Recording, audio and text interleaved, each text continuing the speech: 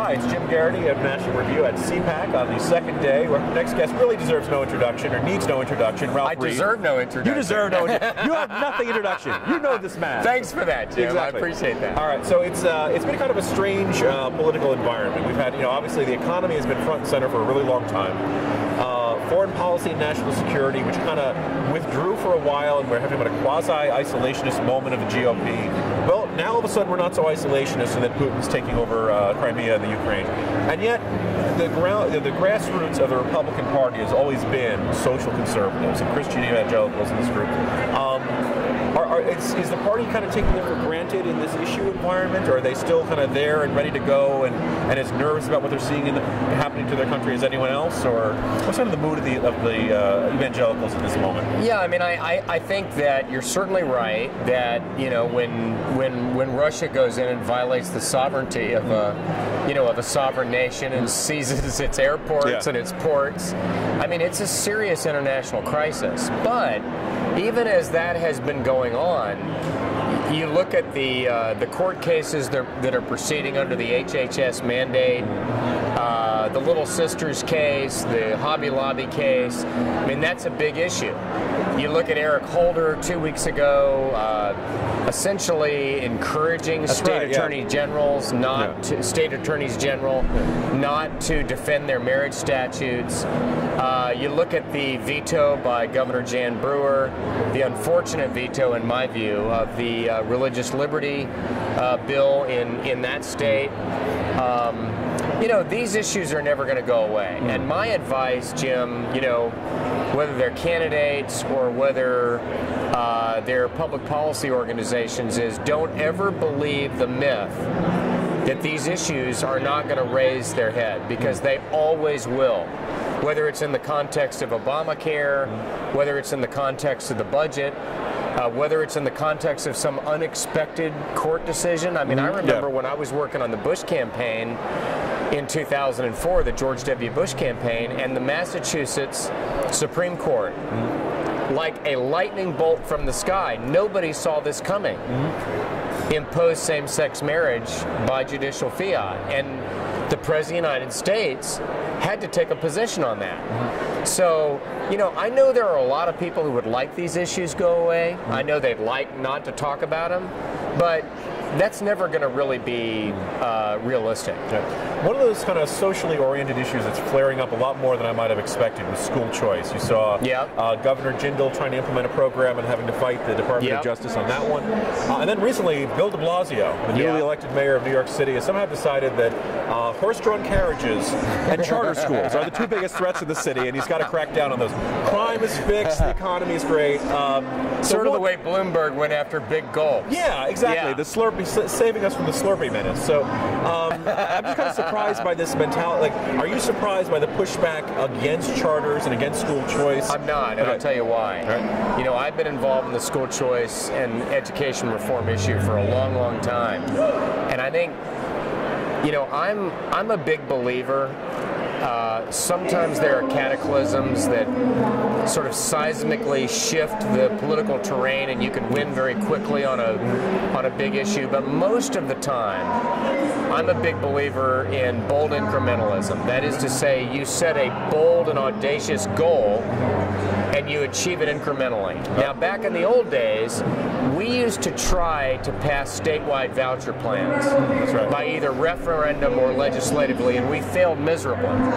So what we've now shifted to is kind of an incrementalism, beginning initially with special needs children, getting state aid so that they could go to a school other than a traditional public school, either charter or religious or private.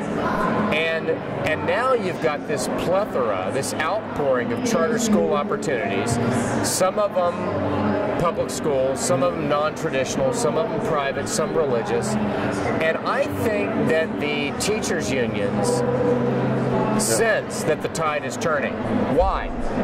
Because in each area where this is tried incrementally, D.C., New York City, Milwaukee, Louisiana, lots of other places, mostly African American and Hispanic, mostly low-income students, outperform the public schools. They're happier. The parents love them. The schools are safer. There's better discipline. And now you want more. I mean, the waiting list in Louisiana to get into these charter schools is getting longer every year. So now what they're trying to do, and they're getting Obama or Holder or de Blasio to help them, is they're trying to shut it down before they lose the issue entirely. You're a guy who's always been very plugged in at the highest levels of the party, but also the grassroots. As you look at the 2014 midterms, a lot of key House races, Senate races, governors. What's on your radar? The ones that you're like, okay, this has got to be one of our highest priorities for 2014. Yeah, it's a great question, and I think there are two things that I'm looking at. The first is I'm looking at the red state Democratic incumbents who are in the fight of their lives. And I think at the top of that list, these are incumbents. These are not open seats. The open seats in South Dakota and West Virginia are really all but gone.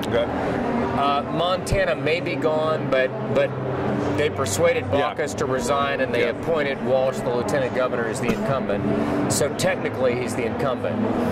But the incumbents that are in trouble at the top of the list in red states would be Mary Landrieu in Louisiana, Mark Pryor in Arkansas, and Kay Hagan in North Carolina. If the Republicans don't win at least two of those three, they arithmetically probably can't win the Senate. Lowest hanging fruit. And if they were to win all three of those three, they probably will. If they win one of three, they won't. So that's one thing I'm looking at. The other thing that I'm looking at that is very interesting is the number of blue state incumbents or open seats that are now seriously in play. Colorado, Udall, where Cory Gardner got in, I guess, a week or two ago. Ken Buck dropped down to his congressional seat. Mark Udall in New Mexico, who looks like he's newly vulnerable.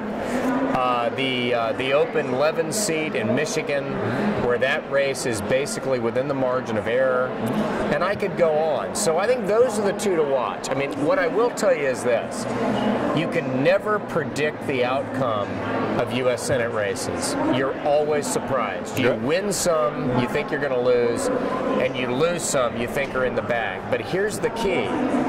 The more the field is spread, and the more seats one party is having to defend, the more trouble they're in. You don't know which will win or lose, but if the Democrats have to start defending not 9 or 10, but 12, 13, 14 seats. Less resources to go around to each one of them. Exactly.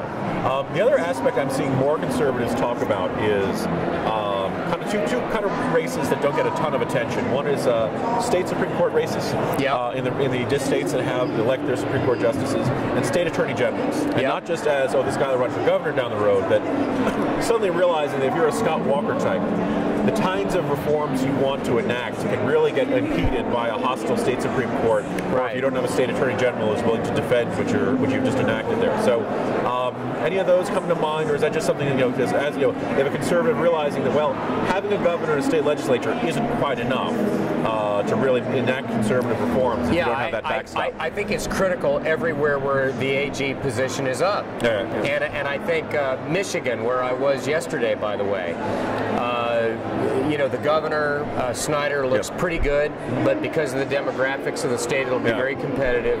The Senate seat I already mentioned, but I think there are 2 or 3 Supreme Court justices. And the Michigan Chamber, the U.S. Chamber, our organization, a lot of groups will be involved in highlighting those to their members.